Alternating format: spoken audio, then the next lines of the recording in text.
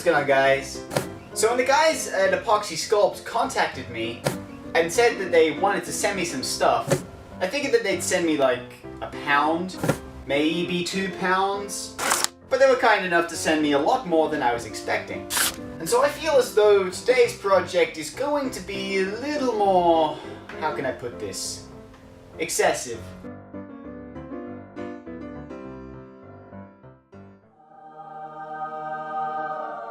I learned a new joke today. Did you hear about the scarecrow that won a Nobel Prize? It was outstanding in his field. Alright, so today I have a plan for a bit of an excessive modification. So when I made my void octahedron, which was really just an experiment, I kind of cut some of the corners off, and I was left with a really interesting shape. Now, I explored that a little further when I adapted it to another puzzle, which was very similar in nature, but I didn't get to fully explore it because there were still areas that I could have extended outwards, which I didn't have the materials to do, but of course that problem is now solved.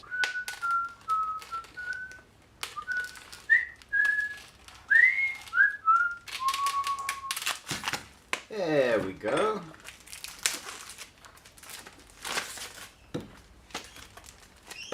Remember, kids, no glove, no love. Alright, I think I'm being a little more cryptic than usual. So what I want to do is the same kind of corner cuts that are going to go down and across and get rid of the corner. And I want to do that to just 2 corners, and then I want to join that area, that slope that they create together. I think it's going to make a 90-degree slope, but I'm not entirely certain.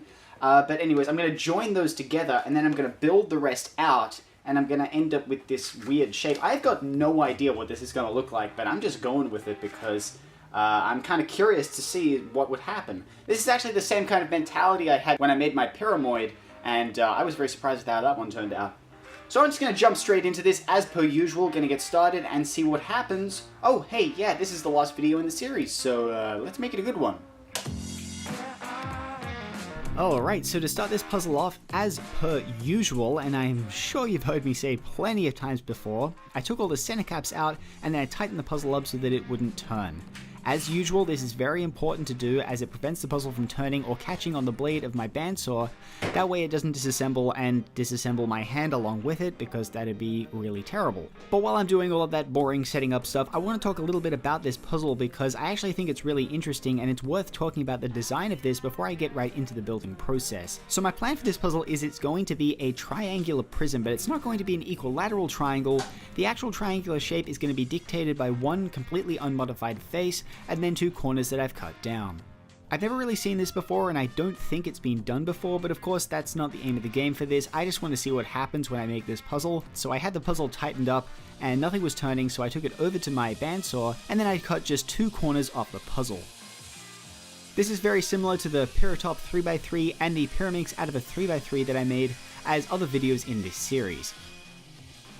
And after I was done with that, I was happy with how it was looking, so I got the puzzle ready to be filled, and as I was preparing this puzzle to be filled, I realized that this puzzle didn't have a perfect endpoint with the shape. It's kind of hard to explain what I mean by this, but if I were to extend on some of the unmodified faces outwards, I would keep extending to infinity, so I decided to make a couple of Fisher Cube cuts to kind of wall off the final dimensions of what the puzzle was going to look like. This will become a little more apparent later on in the build. But basically I just wanted to dictate what the shape was going to be like before I continued on with this build, because this was pretty much the perfect time to do that. So I took the puzzle back over to my bandsaw and I made those cuts real quick, and then I went back to preparing the puzzle to be filled with the epoxy sculpt. I got the epoxy sculpt out and I mixed up a small batch at a time and I filled all of the pieces, and I started by filling all the pieces without disassembling the puzzle. This is just to make my life easier, but after I had filled all of the pieces, I then disassembled the puzzle and then I extended all of the pieces individually. Now there's no right or wrong way to extend pieces, although you have to keep in mind the overall dimension of the pieces and the overall dimensions of the puzzle that you're making. Sometimes if you don't keep this in mind, you can end up making a piece way too big and you end up having to sand off a big chunk of material, and it always really sucks because all of that material could have been put to better use somewhere else. But it's just something that you have to kind of have an eye for and to learn. I mean, I've been doing this for a while and I still do it occasionally, so it's just something to look out for. I piled up the epoxy sculpt on the pieces and then I left them on my bench to bake in the sun. The reason I do this is because the sun actually heats up the pieces and it makes them cure a lot faster.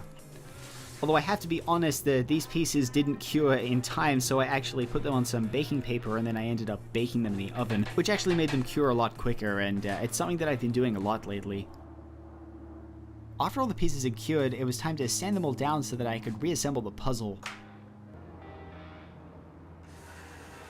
Now the idea of this is that I sanded off all of the inside faces, that way I could reassemble the puzzle. I wasn't going to bother with the exterior because all of that would be sanded down while the puzzle was assembled.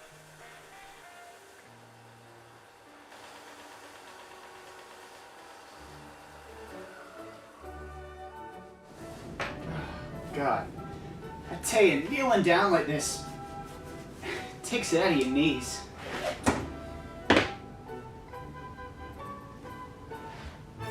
Oh yeah. Stupid like a fox.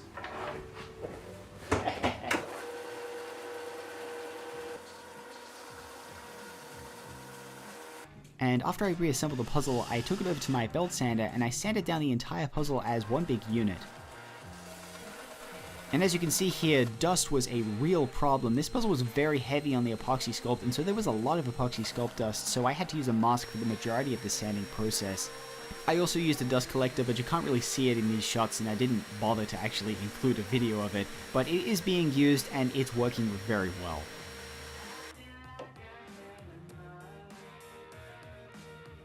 After I was finished sanding the puzzle, I disassembled the puzzle, and now it was time to round off each of the pieces individually. So I got my nail file out and I knocked off all of the sharp edges, and after I was finished doing that, I took the pieces over to some Scotch-Brite and then I rounded them off a little more. The Scotch-Brite just polishes up the faces and gets rid of all of the small burrs and the rough surface finish, and it just makes everything look a lot nicer. And after that was done, all the pieces were looking really nice. I slowly assembled the puzzle, and after I was finished assembling it, it was time to paint it. So I took the puzzle over to my high production quality box and then I painted it black. I gave it a couple coats of spray paint and then I waited for the paint to dry and waited and waited and waited. And after it was dry, it was time to check the puzzle for movement, and this is the point in the build where things started to get a little annoying.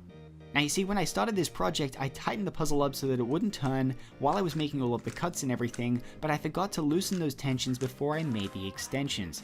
And this means that I have to prise those extensions off and then loosen those screws. I've done it before plenty of times, but I just don't have time to do it in this build. So I'm going to finish this puzzle up and then I'm going to sticker it up and show it to you guys tomorrow, and I'm also going to make a video on all of the puzzles that I made in this series just to bring it to a close. But this is the last project video in this series, and I hope you guys like it just as much as I do. Even though it doesn't turn very well, it still shapeshifts like crazy and I can't wait to see it stick it up. But anyways, I still like how this puzzle turned out. The paint finish is alright, it could be better. It's probably one of my worst paint finishes, but I'll take it. And I actually think the design of this puzzle is really cool as well. Like I said before, it's not an equilateral triangle, but it still looks really cool, and I'd like to see if this puzzle has been done before.